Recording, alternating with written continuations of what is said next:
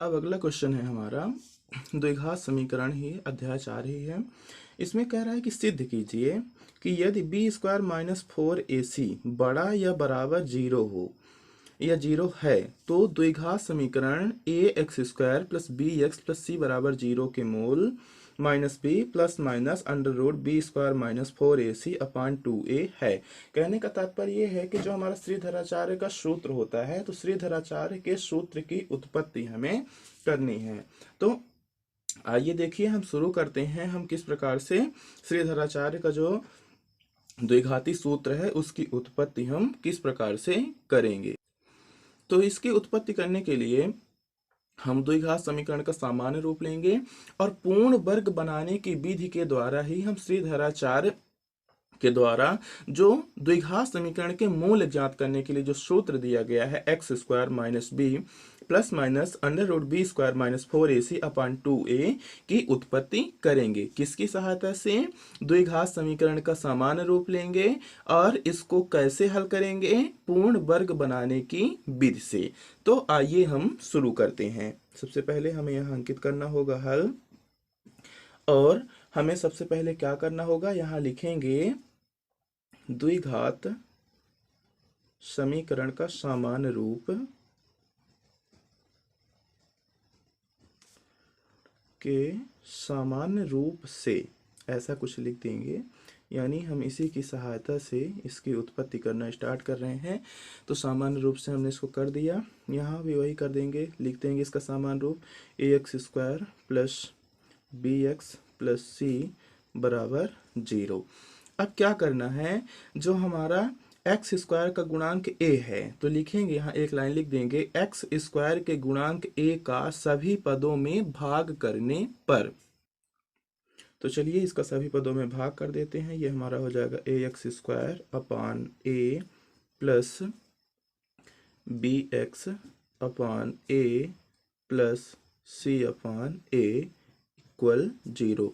अब आप देख रहे हो कि यहाँ ए से ए आपका हो जाएगा कैंसिल, तो यहाँ पास आपको प्राप्त हो जाएगा, ये आपका सिर्फ क्या बचा यहाँ पास, एक्स स्क्वायर। तो जो बचा है उसको लिखते जाएंगे। यहाँ हमें बचा x square plus B upon ए, देखो ये एक्स का गुणांक है तो बी अपान ए एक्स इसको लिख दिए, प्लस सी अपान ए बराबर जीरो। अब आप इसमें बता ही सकते हो कि जो आपका सी अपान ए है वो आपका अचर पद है, तो अचर पद को एलएचएस से उठा करके आरएचएस में भेज दो। तो ये आपका हो जाएगा X square plus B upon A x बराबर माइनस सी अपान ए। अब क्या करना होता है, जो हमारा यक का गुणांक है बी अपान ए, तो इस गुणांक को हम क्या करेंगे, यहाँ पास 1/2 से गुणा करेंगे। ये हम रफ में कर दे रहे हैं, ये हमारा रफ कार्य है, ध्यान रखिएगा। मैं यहीं पास कर दे रहा हूँ, आपको दूसरी जगह करना है। तो ये देखो यक्स का गुणांक क्या है, बी अपान ए है। बहुत ध्यान पूर्वक समझना, बुक में थोड़ा डायरेक्ट कर देता है, नहीं समझ में आ पाता। आप इसमें ध्यान से देख लीजिए और समझने की कोशिश करेंगे तो जरूर समझ में आएगा। देखो ये बी अपान ए है, इसका पहले हमें गुणा करना है 1/2 से और इसका कर देना है होल स्क्वायर। तो देखो बी का गुणा 1 से होगा तो बी ही आएगा, और 2 का गुणा ए से होगा तो कितना आएगा, 2a आएगा। इसका हो जाएगा होल स्क्वायर। अब जब b का स्क्वायर करोगे तो कितना आएगा, यहाँ पास आपको पता होगा कि b स्क्वायर ही आएगा। अब जब 2 का स्क्वायर होगा तो 2 दूना 4 आएगा, और a का स्क्वायर होगा तो a स्क्वायर आ जाएगा। तो आपने देखा कि जो हमारा b अपान a था उसका हम 1/2 से गुणा किए और होल स्क्वायर कर दिए, तो हमें मिला b square upon 4a square. अब ये जो मान हमें प्राप्त हुआ है इसको दोनों पदों में या दोनों पक्षों में, एलएचएस में भी और आरएचएस में भी जोड़ देना है। तो चलिए हम इसको जोड़ देते हैं। ये हमारा हो जाएगा X square plus B upon A X plus B square upon 4a square बराबर minus C upon A plus B square upon 4a square. ये इधर का रफ है, इसको इसमें नहीं शामिल करना है। देखिए इस प्रकार से कुछ हमें मान यहाँ प्राप्त हो गया। अब देखो इधर क्या है, आपका ये भिन्न का जोड़ है, और यहाँ क्या लिखा है, वही X square plus 2x Y plus Y square. यानी इसको किस फॉर्मेट में लिख देना है, एक्स प्लस वाई का होल स्क्वायर। तो पहले पद से हमें क्या ले लेना है, इसका वर्गमूल। तो देखो x का वर्गमूल क्या आएगा, x स्क्वायर है तो x स्क्वायर का वर्गमूल आएगा x। बीच वाले पद से जैसे हमें पता है कि सिर्फ चिन्ह लेना है, देखो यहाँ प्लस का चिन्ह लगा है तो यहाँ लिखेंगे प्लस का चिन्ह, और इसका वर्गमूल लिख देना है। तो देखो b का वर्गमूल, b स्क्वायर है तो b स्क्वायर से कितना आ जाएगा, सिर्फ b आएगा। 4 है तो 4 का जो वर्गमूल होगा तो 2 दूना 4, यहाँ 2 आ जाएगा। और a स्क्वायर है तो a स्क्वायर का वर्गमूल आ जाएगा a, और ये होल स्क्वायर। कहने का तात्पर्य x प्लस बी अपान 2a का जब होल स्क्वायर करेंगे और इसको विस्तारित करेंगे तो हमें प्राप्त होगा x square plus B upon a, x plus B square upon 4a square. ठीक है, अब इसके बाद चलो इस स्टेप में आ जाते हैं, यहाँ इक्वल का चिन्ह लगाते हैं, और यहाँ क्या है, एक भिन्न का जोड़ है। अब यहाँ से क्या करना है, आपको एलसीएम लेना है। आप देख रहे हो कि जो a है तो ये 4a स्क्वायर में कॉमन है, जब 4a स्क्वायर में ये कॉमन होगा तो यहाँ का जो हमारा एलसीएम आएगा तो वो सिर्फ कितना आएगा, 4a स्क्वायर ही आएगा। तो चलो हमने ले लिया यहाँ 4a स्क्वायर। अब इसके बाद 4a स्क्वायर का जब भाग आप a से करोगे, मतलब ऐसे 4a स्क्वायर का भाग करोगे a से, तो a से a का स्क्वायर जाएगा कट, क्या बचा, 4a बचा। 4a का गुणा हो जाएगा माइनस c से, तो ये आपका बन जाएगा माइनस 4ac। ठीक है, बहुत ध्यान से समझेंगे। 4a स्क्वायर का भाग किया हमने a से, तो a से a कैंसिल हो गया, बचा 4a। 4a का गुणा हो गया माइनस c से, तो माइनस 4ac आ गया। अब देखो प्लस है, अब 4a स्क्वायर का भाग 4a स्क्वायर से करेंगे, कट जाएगा, एक बचेगा, तो एक का गुणा हो जाएगा b स्क्वायर से, तो यहाँ पास आएगा b स्क्वायर। ठीक है, अब हम चाहे तो इसको क्या करें, संयोजित करके लिख सकते हैं।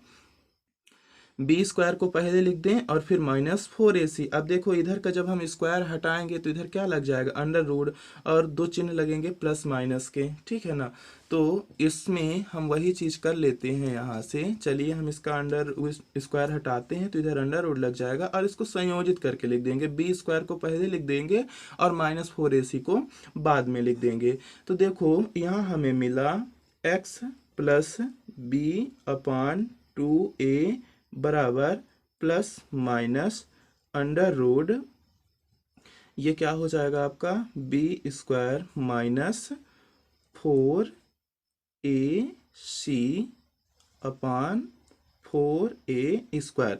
देखो ये सब पूरे में अंडर रूट लगा हुआ है, तो हम ऊपर वाले का अंडर रूट अलग कर देते हैं और नीचे वाले पद का अंडर रूट अलग कर देते हैं। बहुत ध्यान पूर्वक समझिएगा, मैं स्टेप बाय स्टेप बता रहा हूँ, थोड़ा बड़ा जरूर होगा लेकिन आपको समझ में बहुत बेहतर तरीके से आ जाएगा। अब देखो इसको हम कर देंगे x प्लस ये आपका क्या है, b अपान 2a इक्वल, यहाँ प्लस माइनस का चिन्ह है, इसको लिख दो। ये आपका हो जाएगा under root B square minus 4ac upon में आपका हो गया, यहाँ भी आपका लग जाएगा अंडर रूट 4a स्क्वायर। दोनों का आपने कर दिया अलग अलग अंडर रूट। अब इसका तो हमें रूट का मान नहीं निकालना है, क्योंकि आप यहाँ देख रहे हो कि बी स्क्वायर माइनस 4ac होता ही है, तो इसको आप छोड़ दो। अब आपको क्या करना है, 4a स्क्वायर का वर्गमूल जरूर आपको यहाँ निकाल के लिखना है।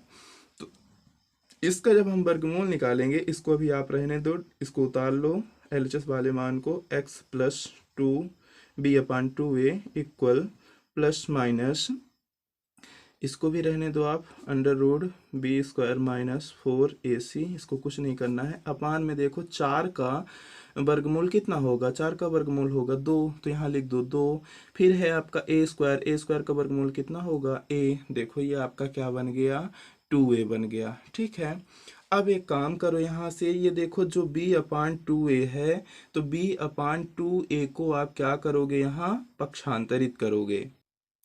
तो चलो इसको हम कर देते हैं पक्षांतरित, तो यहाँ हमें मिल जाएगा, ये आपका हो जाएगा x, ये आपका बराबर हो जाएगा, और इसके बाद देखो ये b किस में है, इधर चाहो तो आप इसको लिखो, या कि हम पहले इसी को लिख देते हैं फिर इसको लिख देते हैं, जैसा सूत्र का हमारा फॉर्मेट होता है। तो देखो ये प्लस में b अपान 2a था, तो इधर आएगा तो माइनस b अपान 2a, फिर देखो क्या है आपका प्लस माइनस। ठीक है, फिर इसके बाद है ये वाला जो पूरा मान है इसको उतार के रख देना है, ये है हमारा B square minus 4ac upon 2a। अब आप देख रहे हो कि ये प्लस माइनस यानी यहाँ पास एक भिन्न टाइप का जोड़ है, ठीक है ना। तो देखो यहाँ भी 2a, यहाँ भी 2a, दोनों के हर क्या है, समान है, तो अंश आपस में दोनों के क्या होंगे, जुड़ जाएंगे। क्यों? क्योंकि हर समान है इसलिए अंश जुड़ जाएगा। तो ये आपका मिल जाएगा x बराबर minus B plus minus under root B square minus 4ac upon 2a। देखो ये जो हमें सूत्र प्राप्त हुआ इसको हम एक ब्रैकेट में व्यवस्थित इस तरीके से कुछ बंद कर देंगे।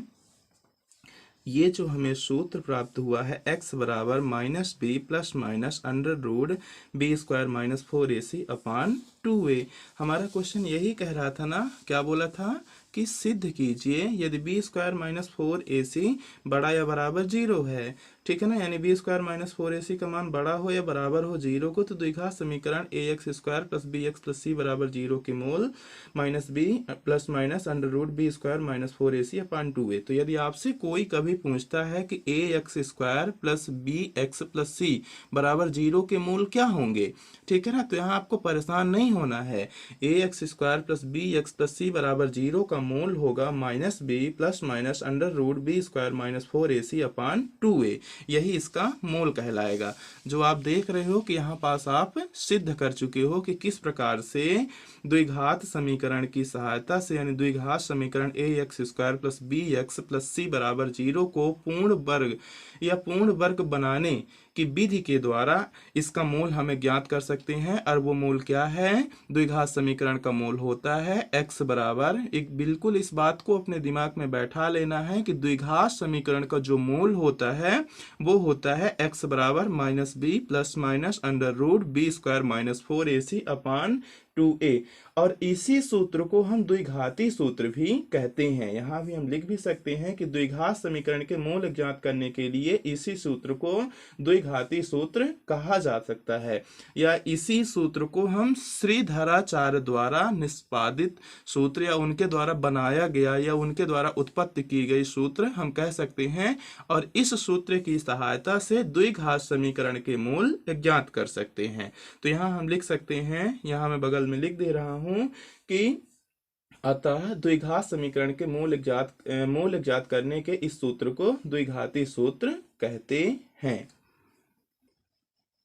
और इसी सूत्र को हम श्रीधराचार्य सूत्र विधि द्वारा या सूत्र विधि द्वारा जब आपको समीकरण के मूल्य ज्ञात करने के लिए बोलेगा तो इसी सूत्र की सहायता से आपको क्या करना है, समीकरणों के मूलों को ज्ञात कर देना है। धन्यवाद बच्चों।